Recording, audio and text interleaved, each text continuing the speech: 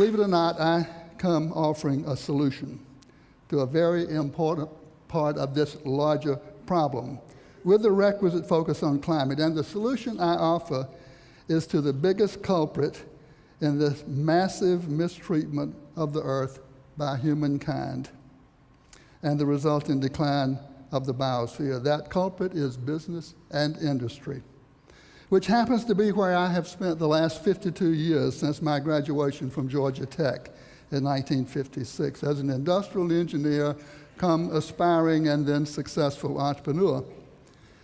After founding my company Interface from scratch in 1973, 36 years ago, to produce carpet tiles in America for the business and institution markets, and shepherding it through startup and survival to prosperity and global dominance in its field, I read Paul Hawkins' book, The Ecology of Commerce, the summer of 1994.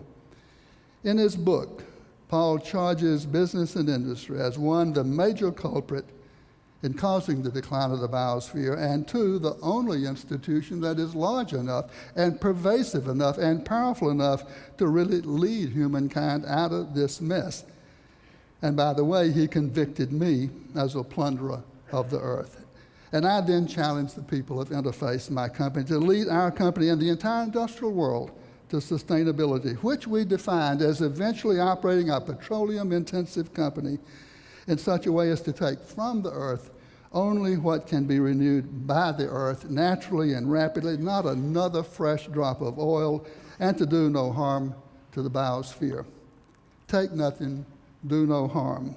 I simply said, if Hawkins is right and business and industry must lead, who will lead business and industry? Unless somebody leads, nobody will.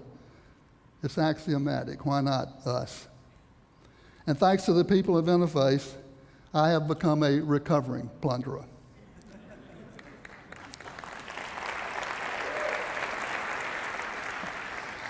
I once told a Fortune magazine writer that someday people like me would go to jail. And that became the headline of a Fortune article that went on to describe me as America's greenest CEO. From plunderer to recovering plunderer to America's greenest CEO in 5 years. That, frankly, was a pretty sad commentary on American CEOs in 1999.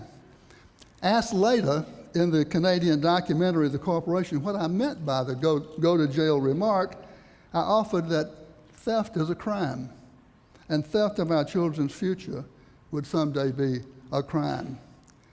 But I realized for that to be true, for theft of our children's future to be a crime, there must be a clear, demonstrable alternative to the take, make, waste industrial system that so dominates our civilization and is the major culprit stealing our children's future by digging up the earth and converting it to products that quickly become waste in a landfill or an incinerator. In short, digging up the earth and converting it to pollution.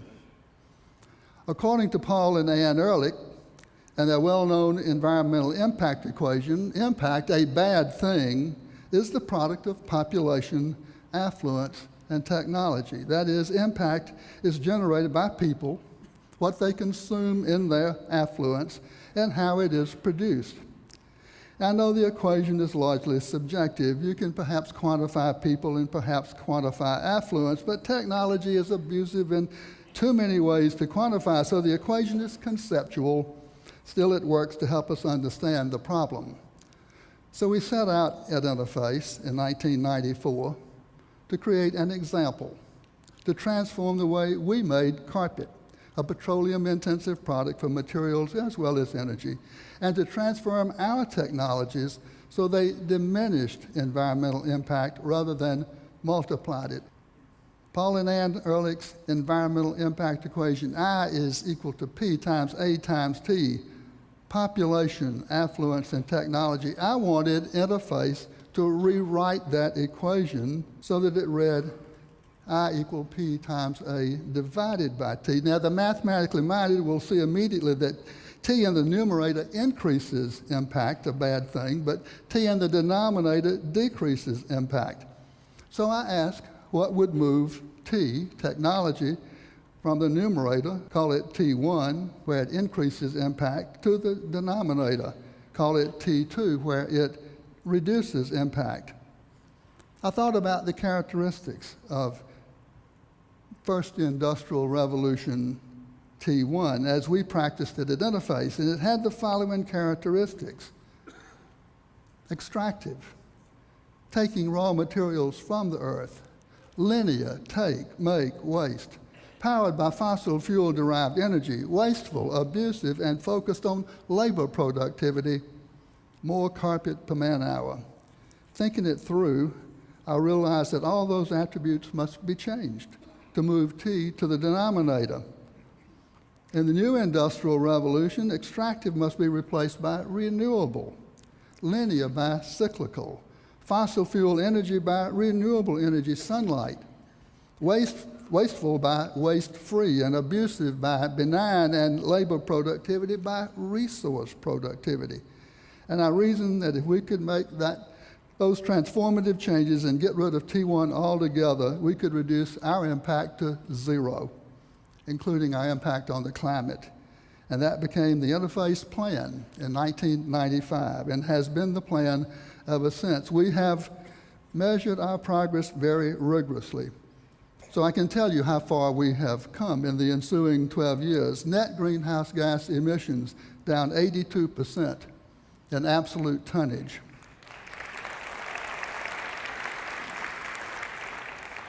Over the same span of time, sales have increased by 2/3 and profits have doubled.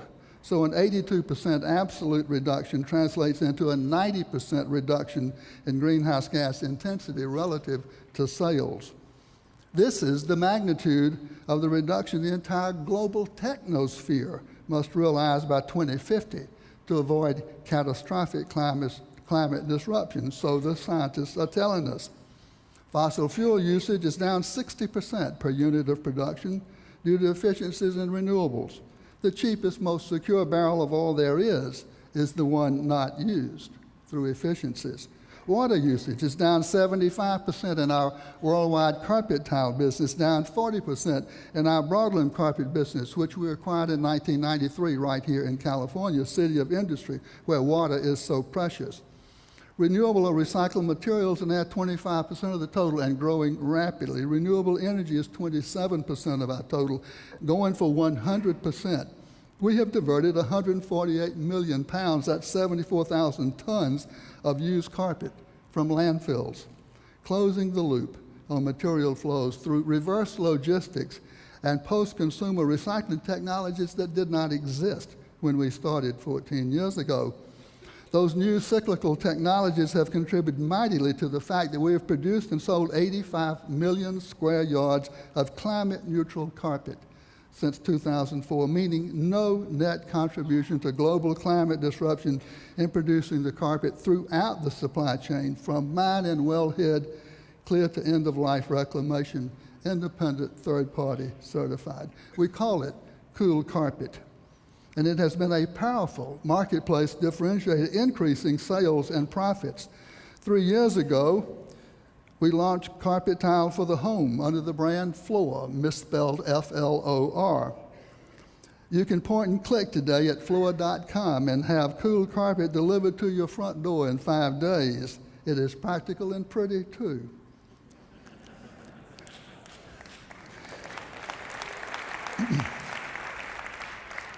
We reckon that we are a bit over halfway to our goal, zero impact, zero footprint. We've set 2020 as our target year for zero, for reaching the top, the summit of Mount Sustainability. We call this Mission Zero. And this is perhaps the most important fact. We have found Mission Zero to be incredibly good for business, a better business model, a better way to bigger profits. Here's the business case for sustainability from real-life experience. Costs are down, not up, reflecting some $400 million of avoided cost in pursuit of zero waste, the first phase of Mount Sustainability. This has paid all the costs for the transformation of Interface. And this dispels a myth, too, this false choice between the environment and the economy. Our products are the best they've ever been, inspired by design for sustainability, an unexpected wellspring of innovation. Our people are galvanized around the shared higher purpose. You cannot beat it for attracting the best people and bringing them together. And the goodwill of the marketplace is astonishing. No amount of advertising, no clever marketing campaign at any price could have produced or created as much goodwill. Costs, products, people, marketplace. What else is there? It is a better business model. And here's our 14-year record of sales and profits. There's a dip there from 2001 to 2003, a dip when our sales over a 3-year period were down 17%, but the marketplace was down 36%. We literally gained market share, and we might not have survived that recession but for the advantages of sustainability. And if every business were pursuing the Interface Plan, would that solve all our problems? I don't think so. I remain troubled by the revised Ehrlich equation, I equal P times A divided by T2. That A is a capital A, suggesting that affluence is an end in itself. But what if we reframed Ehrlich further? And what if we made A lowercase a, suggesting that it is a means to an end, and that end is happiness, more happiness with less stuff? You know, that would reframe civilization itself.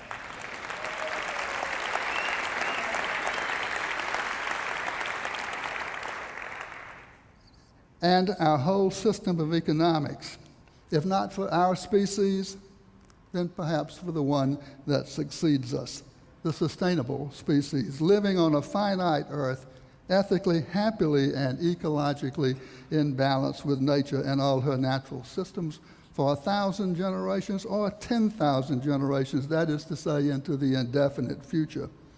But does the Earth have to wait for our extinction as a species? Well, maybe so, but I don't think so. At Interface, we really intend to bring this prototypical, sustainable, zero-footprint industrial company fully into existence by 2020. We can see our way now clear to the top of that mountain, and now the challenge is in execution. And as my good friend and advisor Amory Lovins says, if something exists, it must be possible. If we can actually do it, it must be possible. If we, a petro-intensive company, can do it, anybody can. And if anybody can, it follows that everybody can. Hawking fulfilled business and industry, leading humankind away from the abyss. Because with continued unchecked decline of the biosphere, a very dear person is at risk here. Frankly, at unacceptable risk. Who is that person? Not you, not I, but let me introduce you to the one who is most at risk here. And I myself met this person in the early days of this mountain climb on a Tuesday morning in March of 1996. I was talking to our people, as I did at every opportunity back then, bringing them along, and often not knowing whether I was connecting. But about 5 days later, back in Atlanta, I received an email from Glenn Thomas, one of my people in the California meeting. He was sending me an original poem that he had composed after our Tuesday morning together. And when I read it, it was one of the most uplifting moments of my life, because it told me, by God, one person got it. Here's what Glenn wrote, and here's that person most at risk. Please meet tomorrow's child. Without a name and unseen face, and knowing not your time or place. Tomorrow's child, though yet unborn, I met you first last Tuesday morning. A wise friend introduced us to, and through his sobering point of view, I saw a day that you would see, a day for you, but not for me. Knowing you has changed my thinking, for I never had an inkling that perhaps the things I do might someday somehow threaten you. Tomorrow's child, my daughter, son, I'm afraid I've just begun to think of you in our view of good, though always having known I should. Begin I will, to weigh the cost of what I squander, what is lost, if ever I forget that you will someday come and live here too. Well, every day of my life since, tomorrow's child has spoken to me with one simple but profound message, which I presume to share with you. We are each and every one a part of the web of life, the continuum of humanity, sure, but in a larger sense, the web of life itself. And we have a choice to make during our brief visit to this beautiful blue and green living planet, to hurt it or to help it. For you, it's your call. Thank you.